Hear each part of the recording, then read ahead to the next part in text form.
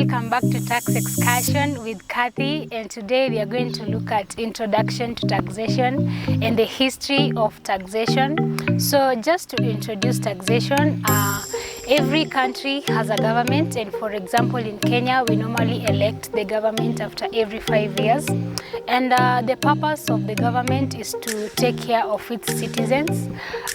Its purpose is to make sure that it meets the needs of its citizens. So the question is, how do we fund the government? Because the government requires financial resources. The government requires funds in order to achieve this objective of meeting its citizens' needs. And this is where taxation comes in, because the main source of revenue for the government is taxation. So what is tax? A tax is a levy that is charged on an income, a good, or a service, while taxation is the process of imposing taxes. So for every government to run effectively, it needs to have a very well-structured taxation system that can run effectively for it to be able to provide resources to its citizens. And you find after the government has now collected the tax, it is put all together, and that is when the government is able to facilitate its citizens with resources such as education, the healthcare facilities, infrastructure and technology, just to mention but a few benefits of taxation. Taxation has played a very key role, especially in Kenya, in defining our national development ever since 1963. And if I'm to take an example of the current situation whereby we have been faced with the COVID-19 pandemic, and you find that the government required a lot of money to take care of the people who are not going to work.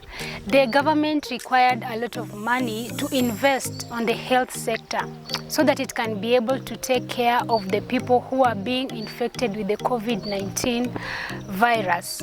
So that is why we are all encouraged to be tax compliant, because it is your taxes that can be able to facilitate the government to reach and to meet the needs of its citizens. Because the moment we are all tax compliant, the tax burden will not be felt by only a few people.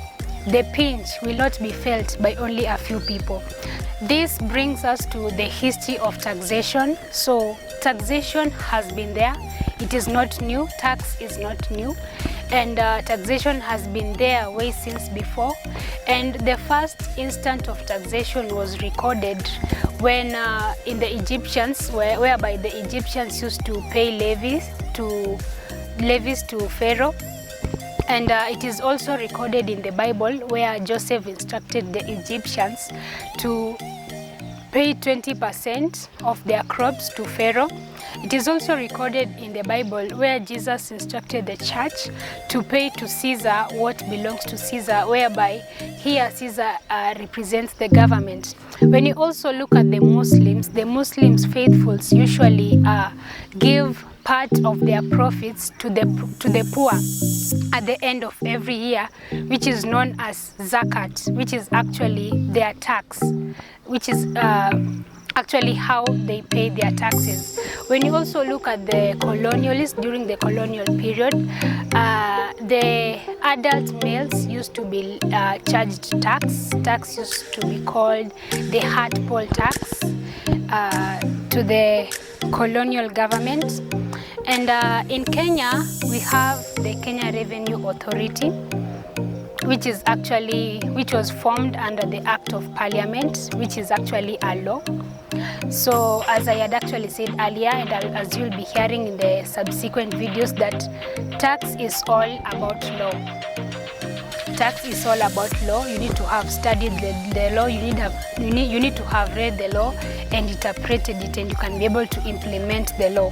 So the Kenya Revenue Authority is a law that was created under the Act of Parliament, and the Kenya Revenue Authority has many departments, but it has two major departments that deal with revenue. That is the Domestic Tax Department and the Customs and Border Control Department. So the Domestic Taxes Department is charged with the responsibility to collect domestic taxes such as the income tax and the value added tax. And the Customs and Border Control Department, it is charged to collect taxes for imports and exports, and also to control the border security and the entry point, so that we don't find ourselves in a situation where we have taken in illegal goods into our country. So that is the main purpose of the Customs and Border Control Department in the Kenya Revenue Authority. So KRA, being a government sole revenue collecting agency, it is mandated to assess, to collect and account for all the revenue. You know, it is not only to collect the taxes, but KRA is also mandated to account and to state, to give account of how this revenue has been used, and also thereafter remitting the same to the Central Bank of Kenya, and that is when it goes to the Treasury and the resources are distributed to the county government and so on and so forth. And as a citizen, you are able to benefit from your own tax. So therefore, tax was not meant to kill us, tax was not meant to take your profits, but it all comes back to you. It is all meant for the common good of the citizens. So thank you so much. That is the end of my presentation for today. And I would like to remind you, if you are new to this channel, please subscribe, comment, like, share this video with your friends, and don't forget to hit the notification button so that whenever we upload a new video, you can be able to see it. Thank you so much, and God bless.